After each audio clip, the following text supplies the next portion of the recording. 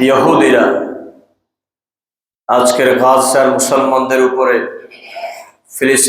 ফিলিস্তিনের মুসলমানদের উপরে নির্বিচারে তারা হত্যাযজ্ঞ চালিয়ে যাচ্ছে। আমরা তো আজকে এখানে খুব প্রশান্ত মনে আমরা এখানে জুমার নামাজ আদায় করার জন্য উপস্থিত হওয়ার সুযোগ আল্লাহ পাক করে দিয়েছেন। কিন্তু ফিলিস্তিনের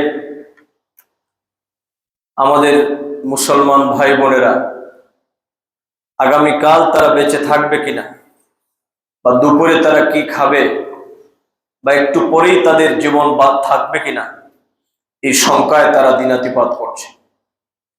তো আমরা আজকের জুমার থেকে মহান আল্লাহ সুবহানাহু ওয়া তাআলার আলিশান দরবারে গাজার মুসলমানদের জন্য, ফিলিস্তিনের মুসলমানদের জন্য আমরা আল্লাহ পাকের দরবারে সাহায্য প্রার্থনা করছি। আল্লাহ পাক যেন ফিলিস্তিনের মুসলমান সহ গোটা পৃথিবীর নির্যাতিত নিপীড়িত মুসলমানদেরকে যেন আল্লাহ পাক তিনি তার কুদরত দিয়ে যেন সাহায্য করেন, এবং পৃথিবীর দুষ্ট দুরাচার, পৃথিবীর শ্রেষ্ঠ নাফরমান, পৃথিবীর শ্রেষ্ঠ বেঈমান সেই ইহুদি জাতিদেরকে যেন আল্লাহ পাক সমূলে বিনাশ করে দেন। তাদেরকে যেন আল্লাহ পাক দুনিয়াতে চির ঘৃণিত এবং লাঞ্ছিত অপদস্থ করে দেন। আমরা সকলেই পড়ছি আল্লাহুম্মা আমিন। সম্মানিত সুধী, ফিলিস্তিন এবং বাইতুল মুকাদ্দাস এর সাথে মুসলমানদের একটা ওতপ্রোত সম্পর্ক আছে। আমি ইনশাআল্লাহ আপনাদের সামনে ধারাবাহিকভাবে বাইতুল মুকাদ্দাসের ইতিহাস, জেরুজালেমের ইতিহাস, ফিলিস্তিনের ইতিহাস এবং ইহুদিদের ইতিহাস ইনশাআল্লাহ আমরা কোরআন হাদিস থেকে আমরা আলোচনা করব। আজকে আমি আপনাদেরকে যে বিষয়টি নিয়ে কথা বলবো সেটি হলো, এই পৃথিবীতে আমাদের পরিচয় হচ্ছে আমরা হলাম মুসলমান। মুসলমানদেরকে বলা হয়েছে কাজাসাদুন ওয়াহিদ। মুসলমানদেরকে বলা হয়েছে যে গোটা পৃথিবীর মুসলিম জাতি সত্তাটা হচ্ছে একটা বডির মতো, একটা হিউম্যান বডির মতো। আপনার ফিজিক্যাল স্ট্রাকচার, এই বডিতে যদি কোথাও আঘাতপ্রাপ্ত হয়, আপনার সারাটি দেহে তার ব্যথা অনুভব হয়। কথা বলেন, হয় না? মনে করেন আপনি যদি আপনার পায়ের মধ্যে কোথাও আঘাতপ্রাপ্ত হন, সে আঘাতটা শুধু পায়েই থাকে না, আপনার সারা শরীরের মধ্যে সেই ব্যথা এবং আঘাতের একটা কষ্ট অনুভূত হয়। এজন্য আল্লাহর হাবিব বলেছেন, গোটা পৃথিবীর মুসলিম সম্প্রদায়দেরকে আল্লাহর হাবিব বলেছেন একটা দেহের মতো। এই দেহের কোথাও যদি আক্রান্ত হয় তাহলে গোটা শরীরটা যেইভাবে কষ্ট পায়, ঠিক সেইভাবে গোটা পৃথিবীর কোথাও যদি মুসলিমরা নির্যাতিত নিপীড়িত হয় তাহলে গোটা পৃথিবীর মুসলিম জাতির সত্তার ভিতরে যেন হৃদয় থেকে যেন প্রতিবাদের অনল জ্বলে ওঠে। একজন মুমিন মুসলমানদেরকে সাহায্য করার জন্য যেন গোটা পৃথিবীর মানব সম্প্রদায়, মুসলিম মুমিন সম্প্রদায় যেন তারা কি আন্দোলন করে, তারা যেন ত্যাগ তিতিক্ষা করে। এই আন্দোলন যেন করতে না পারে। গোটা পৃথিবীতে মুসলিম জাতি সত্তাকে ধ্বংস করে দেওয়া হয়েছে বিভিন্ন ভাবে। একটু ভালো করে খেয়াল করুন, আমি ভূমিকায় এই কথাগুলো না বললেই না।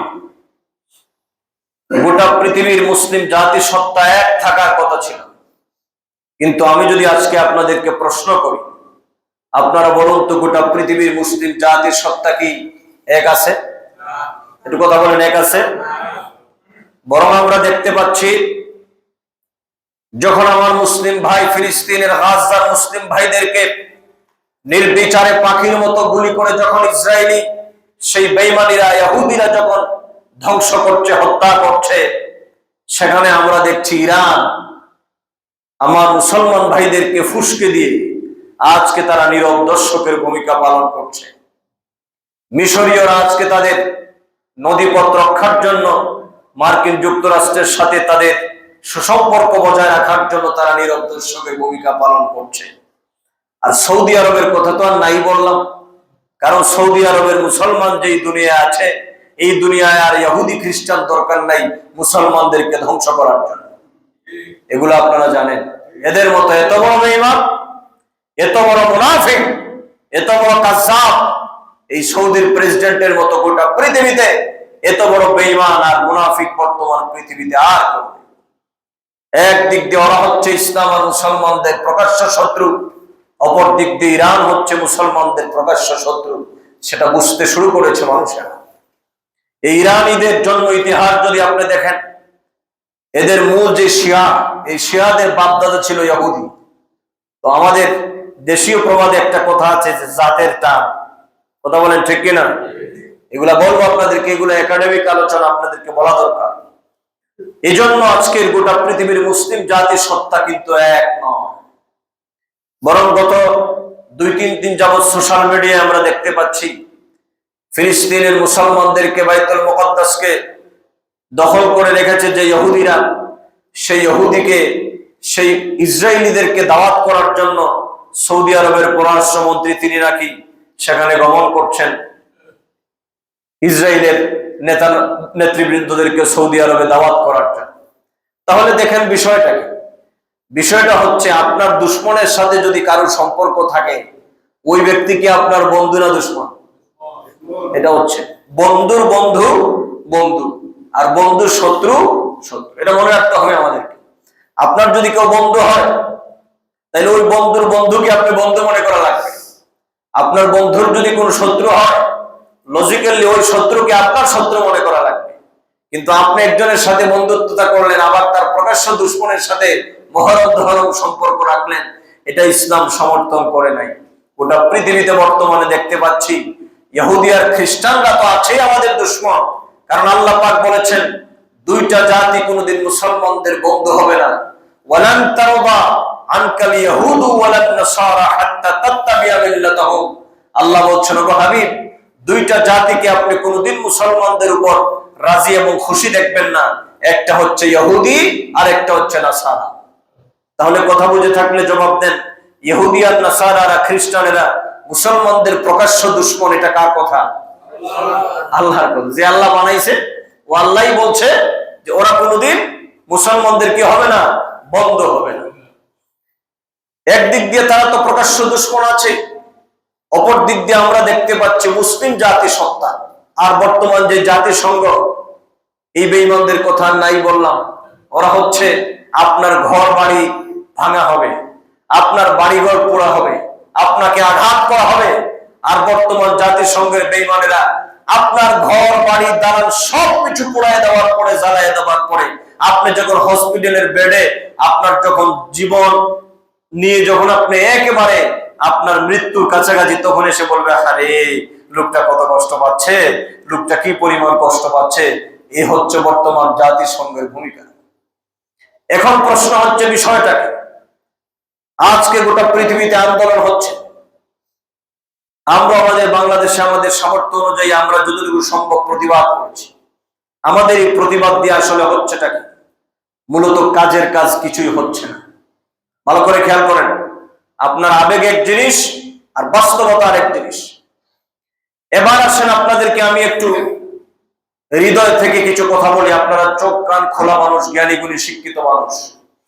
বাদ দিলাম আমি সৌদি আরবের কথা, বাদ দিলাম মিশরের কথা, বাদ দিলাম আমি ইরানের কথা, বাদ দিলাম জর্ডানের কথা। এবার আসেন আমার 56,000 বর্গ মাইল যে বাংলায় আপনি আমি বাস করছি, এই বাংলাদেশেও আপনি মনে করছেন ইমানদারদের অভাব নাই, কিন্তু আমরা দেখতে পাচ্ছি এই বাংলাদেশেও বর্তমানে এক শ্রেণীর বেঈমান আর মুসলমানদের দুশ্মনের অভাব নাই। কিভাবে? যখন ফিলিস্তিনের গাজার মুসলমানদেরকে ধ্বংস করা হচ্ছে, নির্বিচারে গুলি করে হত্যা করা হচ্ছে, রকেট হামলা করা হচ্ছে, মিসাইল হামলা করা হচ্ছে, তাদেরকে যখন অত্যাধুনিক প্রযুক্তি দিয়ে তাদেরকে যখন ধ্বংস করা হচ্ছে, আমরা দেখতে পাচ্ছি বাংলাদেশে এক শ্রেণীর ঘুমটাওয়ালা মৌলবীরা, ইসরায়েলিদের এজেন্ট, তারা বলতেছে ফিলিস্তিনের মুসলমানেরা ইহুদিদের সাথে, ইসরায়েলের সাথে যুদ্ধ করাটা যৌক্তিক হয় নাই। তারা বাস করছে আবার বাংলাদেশে, ঘুমটাও তাদের আছে। ওই সমস্ত মৌলবীরা আবার এই দেশে বিশ্বাকাত তারাবিকে 8 রাকাত বানায়। ওই শ্রেণীর মৌলবীরা এই দেশে মিলাদকে নিষিদ্ধ করতে চায়। এই শ্রেণীর মৌলবীরা এই দেশে ইয়া নবী সালাম আলাইকাকে বন্ধ করতে চায়। এই সমস্ত মৌলবীরা এই দেশের মানুষের ভিতর থেকে নবী ওলির প্রেমকে বাদ দিতে চায়। এই শ্রেণীর মৌলবীরা আল্লাহর ওলিদের দরগাহে যাওয়াকে শিরক বিদআতের ফতোয়া দিয়ে মানুষদের হৃদয়ে ওলিদের বিদ্বেষ সৃষ্টি করতে চায়। এই শ্রেণীর মুসলমানদেরকে আপনারা এতদিন বিশ্বাস করেছিলেন, এখন কালের আবর্তে সময়ের প্রেক্ষাপটে সেটা প্রমাণ হয়েছে ওরা শুধু আল্লাহ এবং রাসূলের দুশমনই নয়, ওরা হচ্ছে মানবতার দুশমন, ওরা হচ্ছে মুসলমানের দুশমন। কথা বলেন ঠিক না?